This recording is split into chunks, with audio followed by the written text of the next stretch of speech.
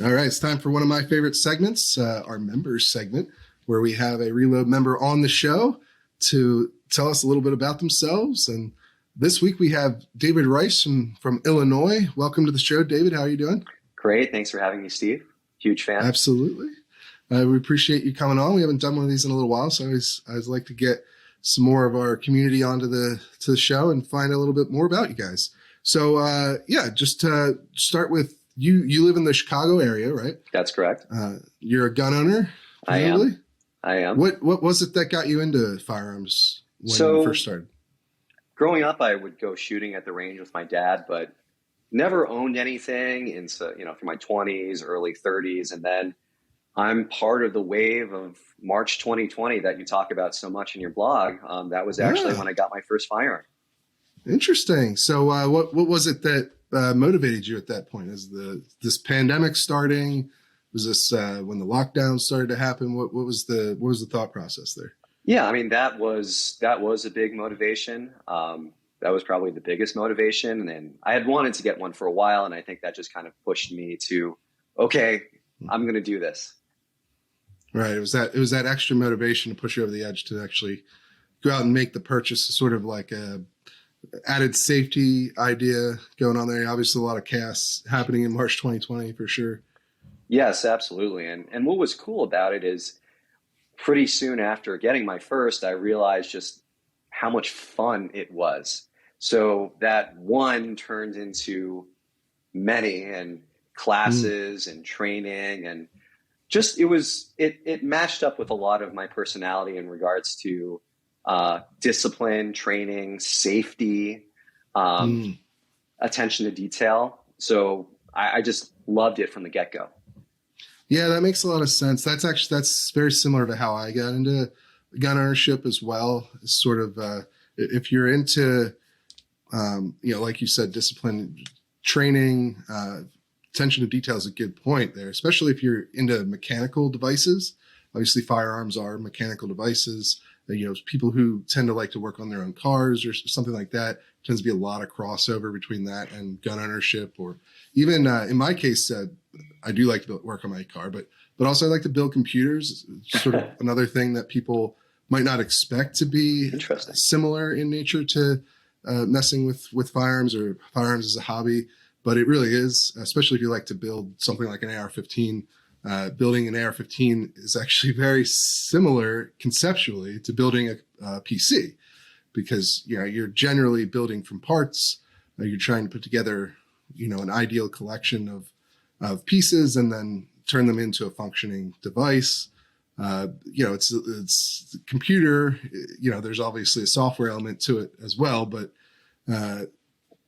there's a very similar mechanical building aspect to it. Is that you like to clean your guns, you like to upgrade them, put different modifications on them? Yeah, I mean, when I first started owning and earlier on, just the act of cleaning it, and this is something I would recommend to new owners, breaking down, putting back together, and cleaning your firearm is really an awesome way to get more comfortable handling your firearm. And I'll put on some music and clean it, and it's kind of therapeutic, if anything.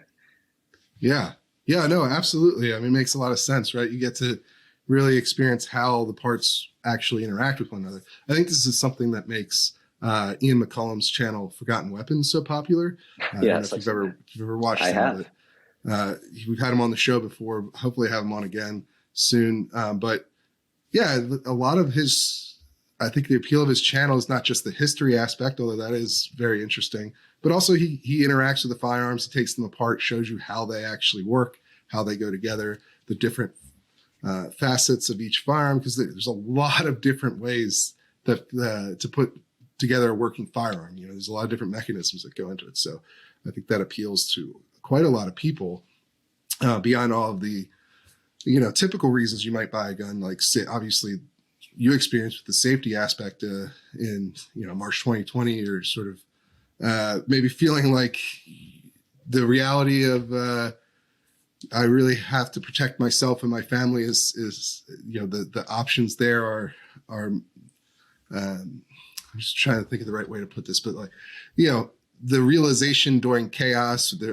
March 2020, there were a lot of police were getting sick. They were releasing Yes. prisoners. There's all kinds of stuff. This was even before, obviously, the rioting that came later on. Which was a big That deal here in also, Chicago. I mean, right. I have cousins that live downtown, and it just so happened that their parents were in town during the summer when everything kind of started going down. And one of my Hmm. cousins, the CVS in her lobby of her building, burnt down, firebombed. So I just had them. I was like, okay, everybody just come up to where I am until this blows over. So yes, Yeah. that kind of also supercharged my interest in training and everything like that. Yeah, because you want to have the option to defend yourself if you need to, right?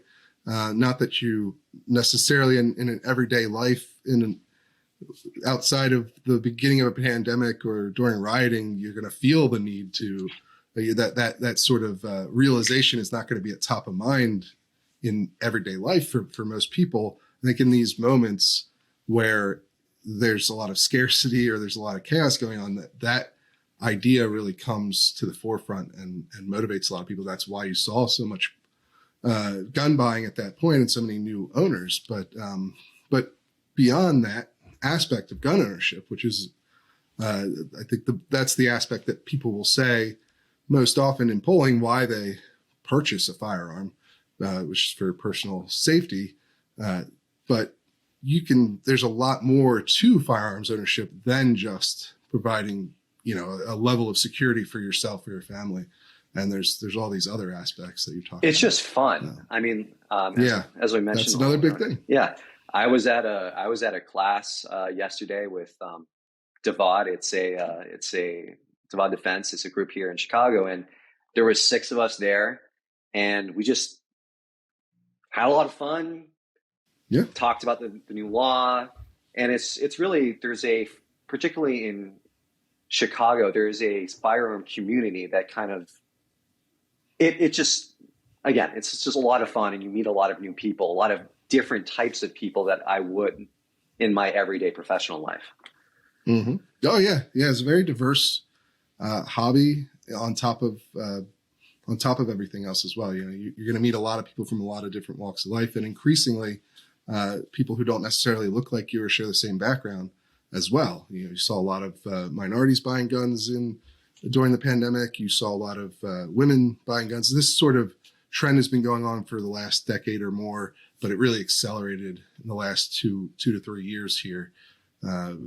So yeah, you're certainly going to meet a lot of interesting people if you're going and doing different gun training courses or going to the range and having some fun, and that's a big part of it as well.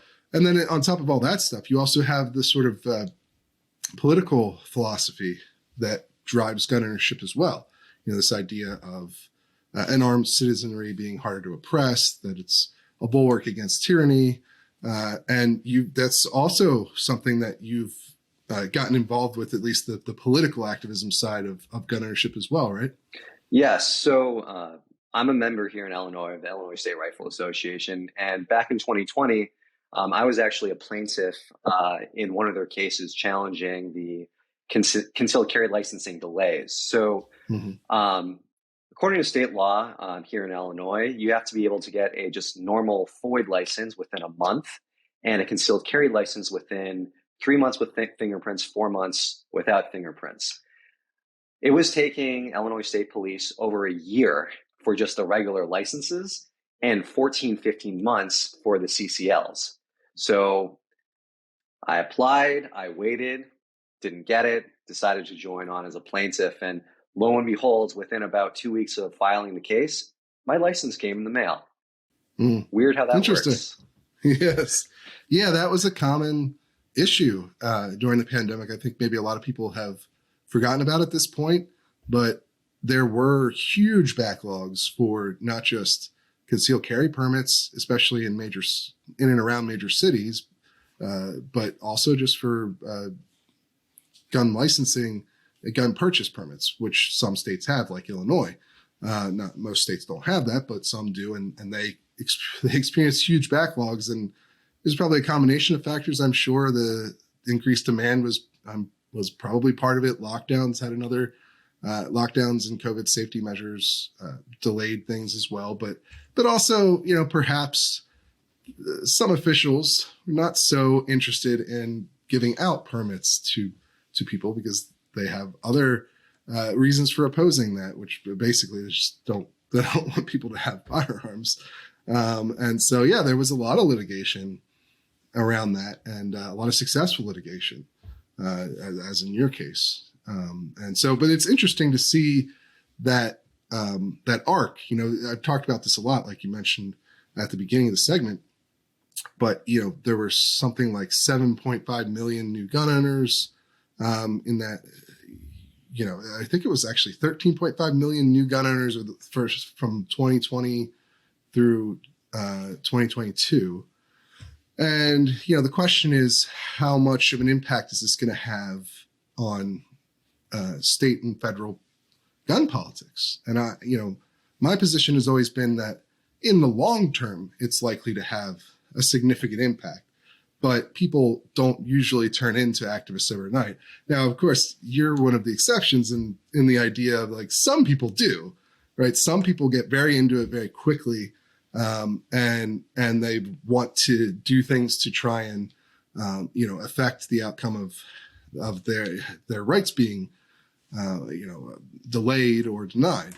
And I've obviously interviewed a number of people. John Keyes from Guns Out TV is sort of an example of that.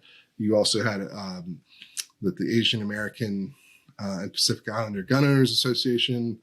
There was actually 2 Asian American gun owner groups that sprung up during the pandemic from people who were new gun owners at the time. Not all of them, of course, but some of the leading members were brand new gun owners, and then they created a gun rights advocacy group. And so, it's interesting to see that effect in action and happening quickly with someone like yourself.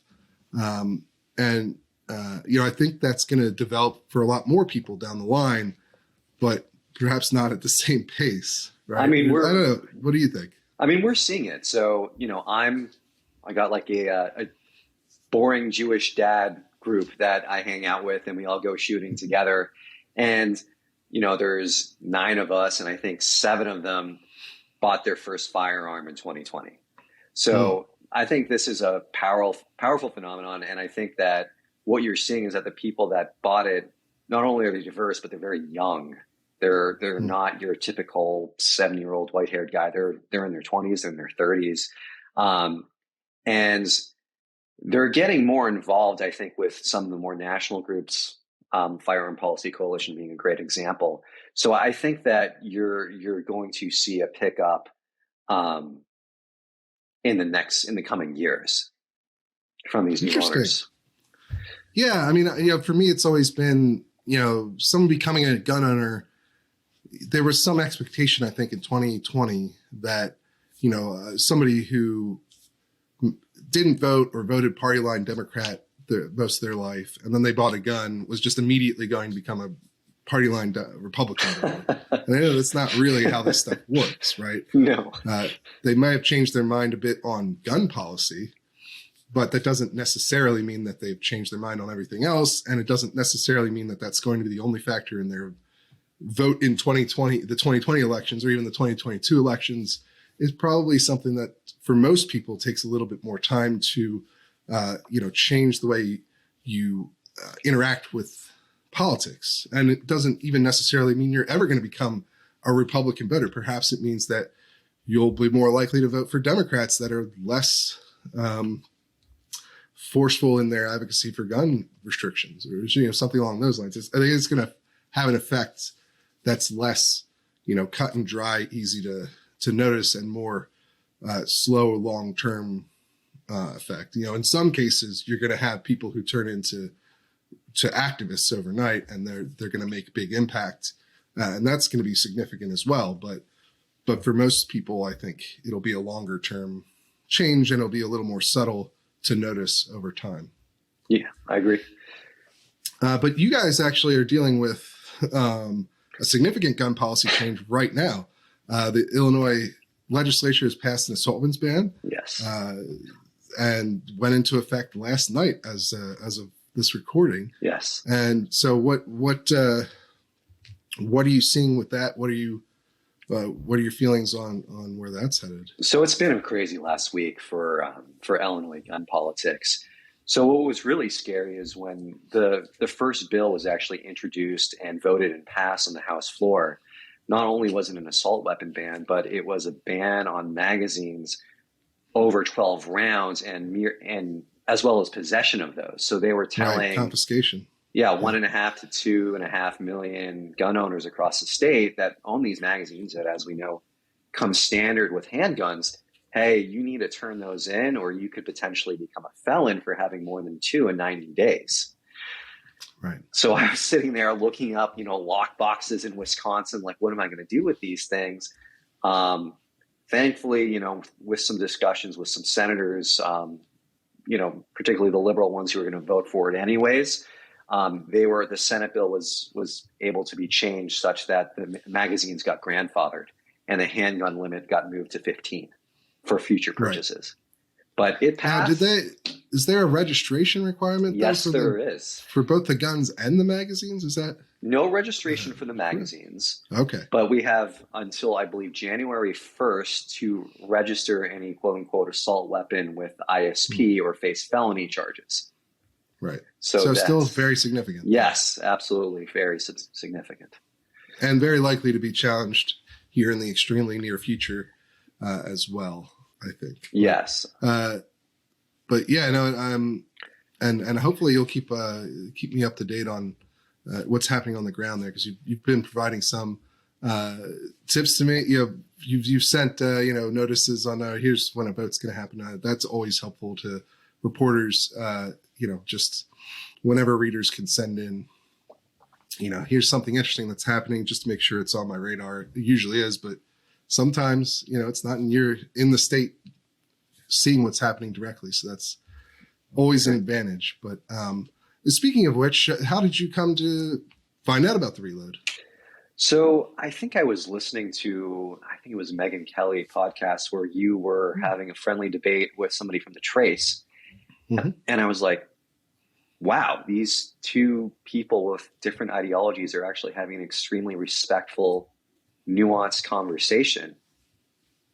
I want to find out more about this. Like, who is this guy? And I think I just looked you up, saw that you had your own website and saw a little bit of your background. And that's how it started. And as somebody who really enjoys just the cold, hard facts, I think you've just been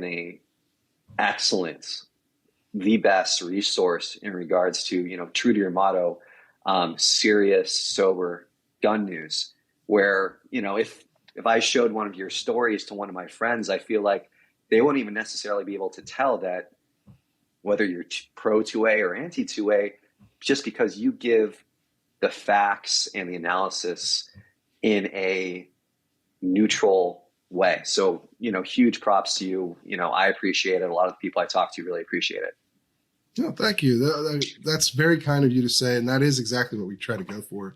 And that's why I like to have on people from all sorts of different backgrounds. In our last episode, we had Mark Smith or Mark Bryant, my apologies, from Gun Violence Archive. And we had a respectful discussion about the CDC situation that he was involved with. And, that's what we've tried to do a number of times. Obviously, come from the background that I come from. I'm a gun owner, certified instructor. I had that, try to bring that level of information, that knowledge that I have to the process. But yeah, we do our best to be sober and to be fair to all sides, whenever, in every piece that we put out. So I'm glad that is something that you've taken notice